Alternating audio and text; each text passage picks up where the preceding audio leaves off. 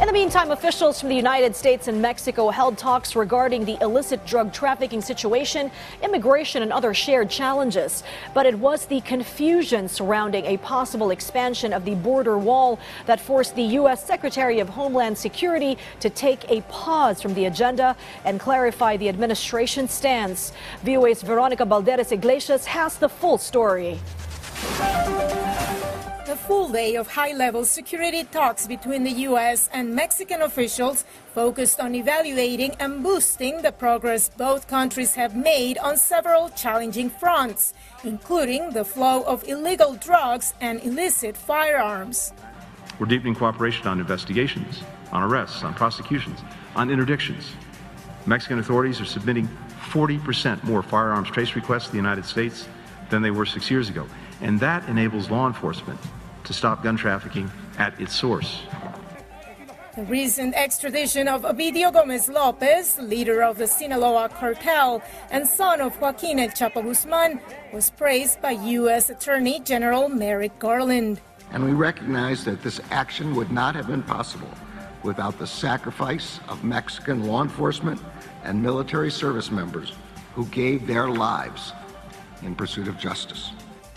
As she underscored that Mexico isn't a producer of fentanyl, Security Secretary Rosa Isela Rodriguez announced new strategies to curb the illicit trade of the drug and its precursors. We will hold a meeting of countries that produce chemical precursors to regulate the market, and we will continue to chase the criminal organizations that are currently buying and selling synthetic drugs. Thursday marked the first time that migration was part of the agenda of the recurring bilateral event. But it was the confusion surrounding the Biden administration's stance and recent actions regarding the expansion of the border wall that grabbed the news headlines. U.S. Secretary of Homeland Security Alejandro Mayorkas denied there is a change in policy. The construction project reported today was appropriated, funded during the prior administration in 2019, and the law requires the government to use these funds for this purpose.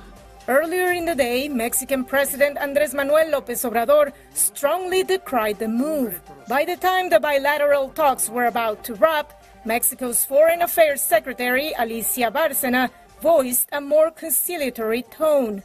Most definitely, I believe that Secretary Mayorkas has properly, in my opinion, clarified the events, and unfortunately that announcement coincides with their visit. Mayorkas emphasized that effective border security will require a comprehensive approach, including state-of-the-art surveillance technology and the modernization of the ports of entry. Veronica Balderas Iglesias, VOA News.